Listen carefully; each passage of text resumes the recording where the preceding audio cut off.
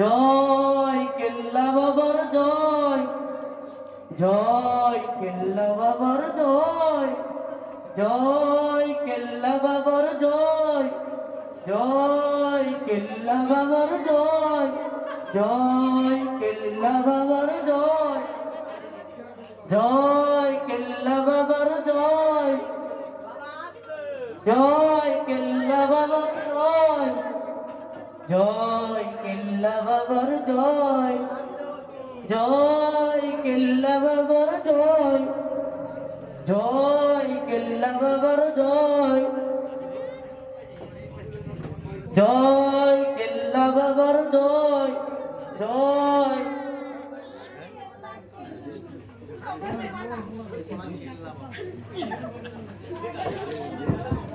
জয় কেল্লা বাবার জয়, জয় কেল্লা বাবার জয়, জয়। ওয়ালাইকুম আসসালাম। বাবা এসছে? হ্যাঁ বাবা আছেন, দাঁড়ান। বাবা একটা লোক এসেছে। হ্যাঁ কে বলছিস? একটা লোক এসেছে। ভিতরে নিয়ে বাবা ভিতরে ডাকছেন। জয় কেল্লা বাবার জয়, জয় কেল্লা বাবার জয়। আপনি একটু বসবেন, এখন জিকির হবে, তারপরে বাবা সবাইকে ফুক দেবে। জয় কেল্লা বাবার জয়, জয় কেল্লা বাবার জয়। আরে খানা খানা খানা খানা খানা খানা খানা খানা এই খানা না খাওয়া যায় না, এই খানা না খাওয়া যায় না বাবা, খাওয়া যায় না এই খানা খাও খাও খাও এই খানা এই খানা। আরে এই তো খানা খাও হে, আমাদের টাকা খানা বাবা, খানা খানা খানা খানা এই বাবা খানা এই থাম বাবা, থাম থাম থাম। এই বাবা খানা কি হয়েছে বাবা? এই বাবা বাবা এই এইটা বাবা না রে বাবা, এই খানা যন্ত্রণা পারা যায় না রে, খানা এই খানা পারা যায় না, এখানে এই তো চুপ করে বস, এই খানা এই তো বাবা চুপ করে। আমি কিন্তু আসল চলে যাচ্ছি। বাবা বলুন।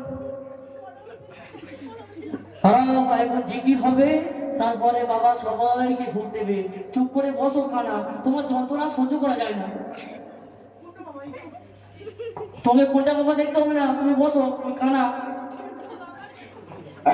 দাও হাই দাও হাই দাও হাই দাও হাই দাও হাই দাও হাই দাও হাই দাও হাই দাও হাই দাও হাই দাও high love, hey, love, hey, love, hey, love,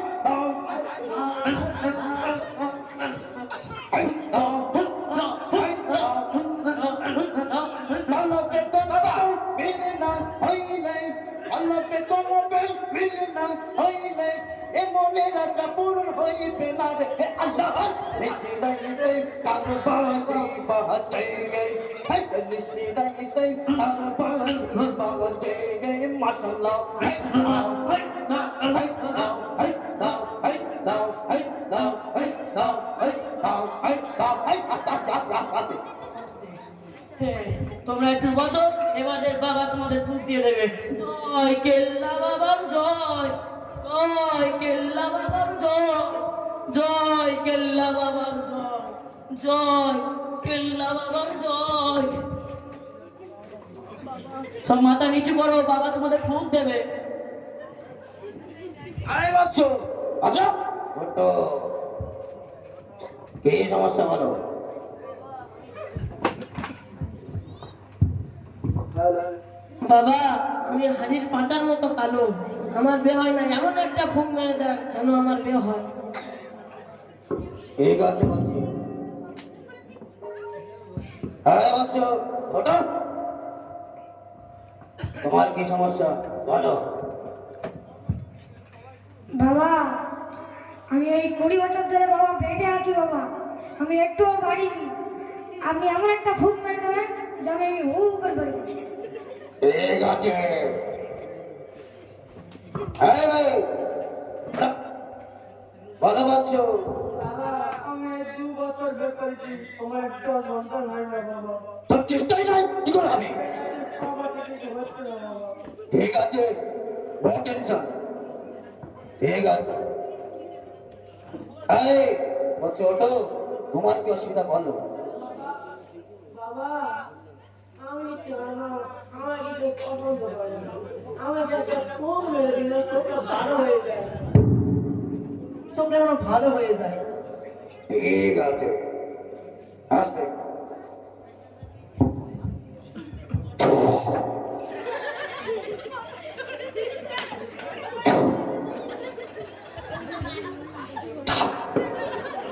দেখলেন তো বাবার কেরামতি, কেরাম ফুক লাগলো পুরো একদম ফাটাফাটি। হ্যাঁ বাবা এরকম ফাটাফাটি ফুক দেয়। বাবা আপনার কি ছেলে হবে এবারে? আপনি পেরে যাবেন এবারে? আপনি ফসা হয়ে গেছেন?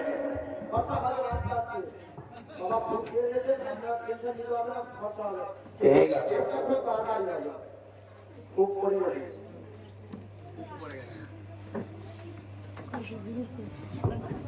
জয় কেল্লা বাবার জয়, জয় কেল্লা বাবার জয়। আসসালামু আলাইকুম। বাবা আছেন? ওয়ালাইকুম আসসালাম। বাবা আছেন, দাঁড়ান। বাবা দেখে মনে হচ্ছে একটা হুজুর হুজুর লাগতেছে।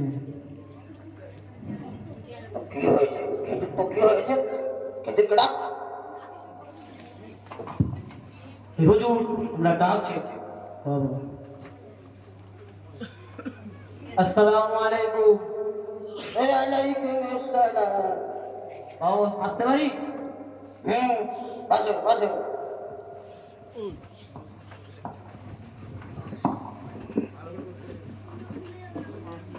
বলছিলাম বাবা আপনি কি পীর? কেন তুমি বুঝতে পারছো না পীরের দরবার এসে তুমি আমাকে জিজ্ঞেস করছো আমি পীর নাকি? পীর পীর বাবা। বাবা আমি জানতাম বিয়ে হতে গেলে খেলাফত লাগে, তা আপনার খেলাফত কে দিয়েছে? আমার আবার খেলাবো? আমার বাবা পীর, আমার দাদু পীর, আমি পীর, আমার ছেলে পীর হবে, আমার ছেলের ছেলে পীর হবে, আমার 14 গোষ্ঠী পীর হবে। একদম ঠিক কথা। আমি পীরের নাচন নিয়ে বসে আছি, আমার আবার খেলাবো লাগে? আচ্ছা বাবা আপনার তো এত নাম শুনলাম, তা আপনার কাছ থেকে কিছু জ্ঞান নিতে পারি? হ্যাঁ অবশ্যই। দুটো প্রশ্ন করবো আপনাকে।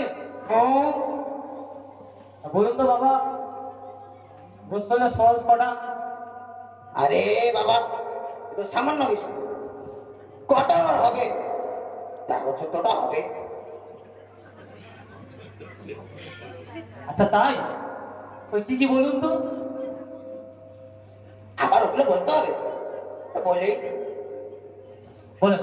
আচ্ছা জিজ্ঞেস করলি গোসল করার খরচ না? হ্যাঁ। তা বলছি শোন। গোসল করার আগে পেশাব পায়খানা যাওয়া, এই পেশাব করা, পায়খানা করা, মাথায় শ্যাম্পু মাখা, গায়ে সাবান মাখা, গাড়িতে তোলানো, তাইনা করে গা দেওয়া, ব্রাশ করা, এগুলো গোসলের খরচ। একদম ঠিক কথা। আচ্ছা তাই? তা আপনাকে আর একটা প্রশ্ন করি। খরচ? আচ্ছা বলুন তো বাবা হুজুর ফরজ কটা? আরে হুজুর খরচের কটা হবে? হুজুর খরচ 20-25টা হবে। তাই? হুম, তা কি কি বলুন তো। আরে আমার উঁচু করতেই হয় না, আমি কি বলবো? আমি তো পীর বাবা। কি বলছো? উঁচু করতে হয় নাকি? পীরতে উঁচু করতেই হয় না। কি বলছেন? আমার উঁচু হয়ই না জীবনে, সব সময় পা।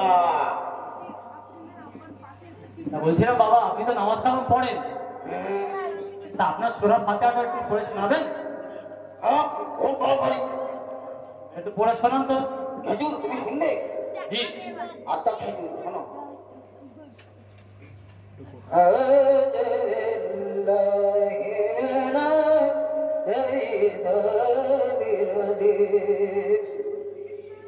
বিসমিল্লাহিররহমানিররহিম। আলহামদুলিল্লাহি রাব্বিল আলামিন। রহমানির রহিম মালিকি ইয়াউমিদ্দিন। ইয়্যাকা না'বুদু ওয়া ইয়্যাকা নাস্তাঈন। কি রে, ভালো হচ্ছে তো? আচ্ছা আচ্ছা বুঝলাম। দেখলেন তো এখনকার পীরেদের কি কামনা, এই হচ্ছে পীরেদের চেহারা। এই লাঠিটা আনতো, লাঠিটা আন। ওরে বাবা পীর আপনি থাকেন, আমরা কেটে পড়ব। এই এই এই বাবু দাঁড়া, এই এই দাঁড়া বলে আছি, দাঁড়া রে, এই আমাকে মেরে ফেললো রে, দাঁড়া রে, এই দাঁড়া রে, আমাকে মেরে ফেললো।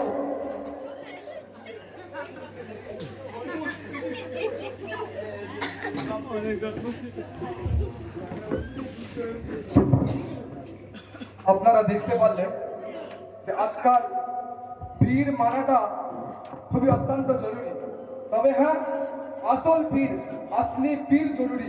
কারণ পীর হলো একটা পথ প্রদর্শক, যে আপনি সহি পথে চলার লেগে, আপনার আমলগুলো সহি করার লেগে আপনি সহি পীর ধরবেন। কিন্তু কোনো ভণ্ড পীর, যারা পীর হতে গেলে সর্বপ্রথম একটা পীর হতে গেলে তার কোরআন শরীফ সহি পড়া লাগবে। এমনভাবে কোরআন শরীফের কিছু ওয়ার্ড, যে একটা সূরা পড়ার পরে সেই সূরার তর্জমা করাটাও এটা জরুরি মনে করা সেই পীরের জানতে হবে।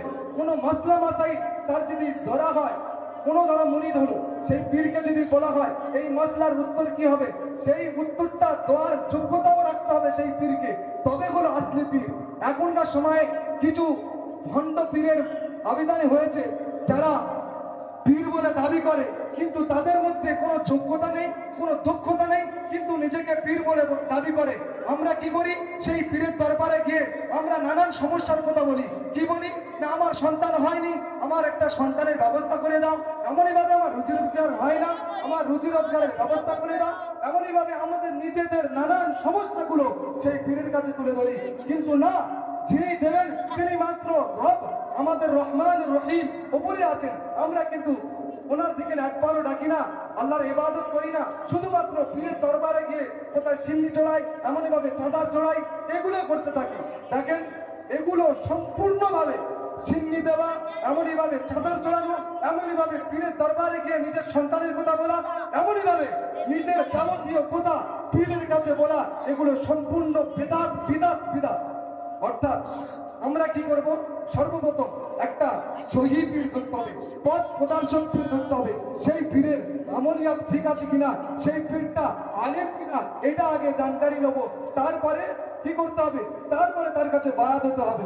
আর পীর হতে গেলে সর্বপ্রথম কি করতে হবে, পীরের যে একটা, যে তিনি কার কাছ থেকে খেলাফত পেয়েছে, যে খেলাফত পাওয়া পীর। খেলাফত মানে কি, যে আমি পীর, আমার উপরে পীর আমাকে খেলাফত দিয়েছেন, যে হ্যাঁ বাবু তুমি পীর, বা তুমি পীরের যোগ্যতা অর্জন করেছো, এমন এটাকে বলা হয় খেলাফত। তো এরকম খেলাফত দেয়া পীরকে তোমরা ধরবেন, পথ প্রদর্শক হিসেবে মানবেন। আমিও নিজে, হয়তো আপনাদের মনে হয় যে আমি হয়তো পীরের বিরোধিতা করছি, বা আমি হয়তো পীর মানি না, এটা নয়।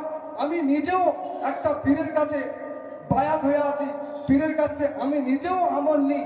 কিন্তু হ্যাঁ, সেই পীরের নসল আমি হলাম 40 নম্বর। আমার এই নসল 39 থেকে শুরু করে 1 নম্বরে গিয়ে হুজুরে পাক সাল্লাল্লাহু আলাইহি ওয়াসাল্লাম পর্যন্ত পৌঁছেছে। যে আমার পীরের নাম হযরত মাওলানা মাহফুজুর রহমান সাহেব, তার পীরের নাম আছে, এরকম নাম হয়ে গিয়ে হযরত আলী রাদিয়াল্লাহু তাআলা আনহু পর্যন্ত, তারপরে আমাদের আকা আলাইহিস সালাতু ওয়াস সালাম পর্যন্ত পৌঁছে গিয়েছেন। তো এরকম পীরের নসলটা পর্যন্ত দেখতে হবে, সেই পীরটা খেলাফত পাওয়া কিনা। তাহলে মনে থাকবে তো ইনশাল্লাহ?